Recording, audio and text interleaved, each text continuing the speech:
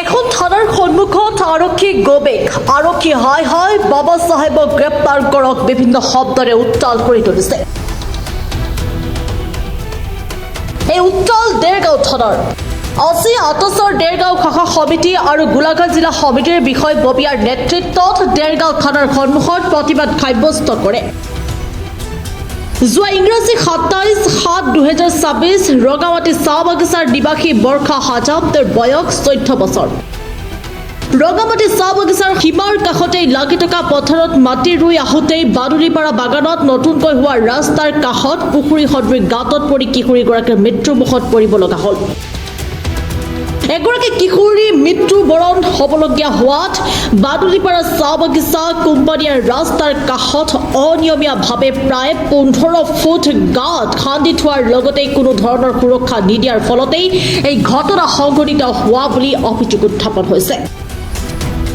বাগিচাৰ পৰিচালকৰ ওপৰত আইনী ব্যৱস্থা গ্ৰহণৰ দাবী জনাই দেৰগাঁও থানাৰ সন্মুখভাগত প্ৰতিবাদী কাৰ্যসূচীৰ ৰূপায়ণ কৰে। হয়, আপোনালোকে জানে যে বাদলিপাৰ টি কোম্পানীৰ পৰিচালকৰ গাফিলতিৰ বাবে এগৰাকী ফুল কোমলীয়া ছাত্ৰীৰ আচলতে মৃত্যু হ'ব লগা হ'ল। খুমটাই ৰাজচক্ৰৰ অন্তৰ্গত বাদলিপাৰা টি কোম্পানীৰ বাগিচা কৰ্তৃপক্ষ তথা পৰিচালকগৰাকীয়ে ৰাস্তাৰ কাষতে আগতে জনসাধাৰণ দৈনন্দিন অহা যোৱা পথৰ কাষত গাঁত খান্দি থোৱা উক্ত স্থানত কোনো ধৰণৰ সাৱধান বাণীৰ ফলত অৰ্থাৎ ফেন্সিং নিদিয়াৰ ফলত এগৰাকী কণমানি বৰ্ষা হাজাম নামৰ ছাত্ৰী মৃত্যুমুখত পৰিব লগা হ'ল।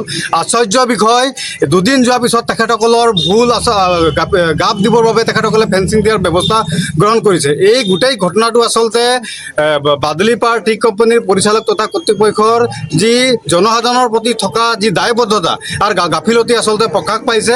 আমি অসম চাহ ছাত্ৰ সন্থাই এটাই দাবী জনাব বিচাৰিছোঁ যে গোটেই ঘটনাটো আচলতে এটা দণ্ডাধীশ পৰ্যায়ৰ এটা তদন্ত হ'ব লাগিব আৰু বাদলিপাৰ টি কোম্পানীৰ যিগৰাকী মুখ্য পৰিচালক বাবা চাহেব বুলি কৈছোঁ মই, তেখেতক অতি শীঘ্ৰে গ্ৰেপ্তাৰ কৰিব লাগিব। তেখেতক গোটেই বিষয়টো তদন্ত কৰি আচলতে দৃষ্টান্তমূলক শাস্তি প্ৰদান কৰিব লাগিব। দ্বিতীয়তে যিগৰাকী ক্ষতিগ্ৰস্ত হোৱা যিগৰাকী ছাত্ৰী আচলতে পৰিয়ালবৰ্গ আছে, এই পৰিয়ালবৰ্গলৈ 10 লাখ টকাৰ এককালীন আৰ্থিক সাহায্য প্ৰদান কৰাৰ উপৰিও আন যিগৰাকী ছাত্ৰী আচলতে যোৰহাট যি চিকিৎসা বিদ্যালয়ত চিকিৎসাধীন হ'ব লগা হ'ল, এই ছাত্ৰীগৰাকীকো 10 লাখ টকাৰ ক্ষতিপূৰণ দিয়াৰ উপৰিও তেখেতক উন্নত মানৰ চিকিৎসা প্ৰদান কৰাৰ দাবীত আচলতে আজি আমি ইয়াত ধৰ্ণা কাৰ্যসূচী ৰূপায়ণ কৰিছোঁ। আৰু অতি শীঘ্ৰে যদি বাবা চাহেবক গ্ৰেপ্তাৰ কৰি আনি তেখেতক যদি দৃষ্টান্তমূলক শাস্তি প্ৰদান নকৰে, অনাগত দিনত কিন্তু অসম চাহ ছাত্ৰ সন্থাই ইয়াতকৈ ডাঙৰ আৰু বৃহত্তৰ জংগী আন্দোলন গঢ়ি তুলিবলৈ বাধ্য হ'ম বুলি আপোনালোকৰ সংবাদ মাধ্যমৰ যোগেদি আমি অৱগত কৰিছোঁ।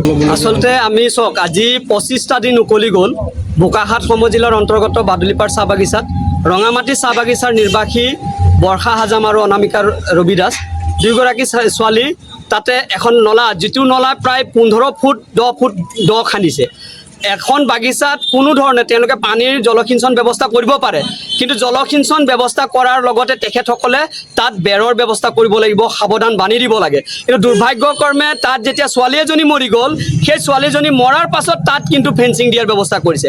আৰু সেই ফেন্সিং দিয়াৰ যেতিয়া আমি প্ৰতিবাদ কৰিলোঁ, প্ৰতিবাদ কৰাৰ পাছত যেতিয়া আমি জিলা প্ৰশাসন সমজিলা প্ৰশাসনক বিষয়টো অৱগত কৰিলোঁ, তেওঁলোকেও আমাক আশ্বাস প্ৰদান কৰিলে যে আমি খুব সোনকালে এই বিষয়খিনি সমাধান কৰিম বুলি। কিন্তু তেখেতসকলে আজি 25টা দিনে উকলি গ'ল, আজিলৈকে কোনো ধৰণৰ বাবা চাহেবৰ কৰ্তৃপক্ষ হওক, বাদলিপাৰ টি কোম্পানীয়ে হওক বা চৰকাৰ ফালৰ পৰা কোনো ধৰণৰ তাত ব্যৱস্থা গ্ৰহণ নকৰিলে।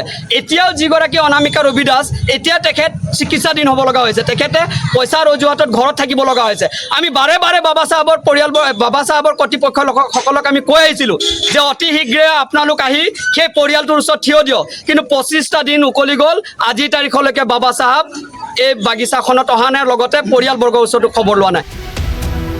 দেৰগাঁৱৰ পৰা সত্যজিৎ হাজৰিকাৰ ৰিপৰ্ট, প্ৰাতঃ টাইম ডিজিটেল। শদিয়াৰ পৰা ধুবুৰীলৈ, বৰাকৰ পৰা ব্ৰহ্মপুত্ৰলৈ সকলোৰে মাজত চিনাকি এটা নাম প্ৰাতঃ টাইম। থলুৱা ভাষা, কৃষ্টি আৰু সত্য বাতৰিৰ আধাৰত প্ৰতিষ্ঠিত খবৰ প্ৰাতঃ টাইমৰ প্ৰতিটো বা বাতৰি পুংখানুপুংখভাৱে চাবলৈ Facebook, YouTube, website, Twitter, Instagram আৰু ব্লগাৰ পেজত লাইক আৰু ফ'ল' কৰক। ধন্যবাদ।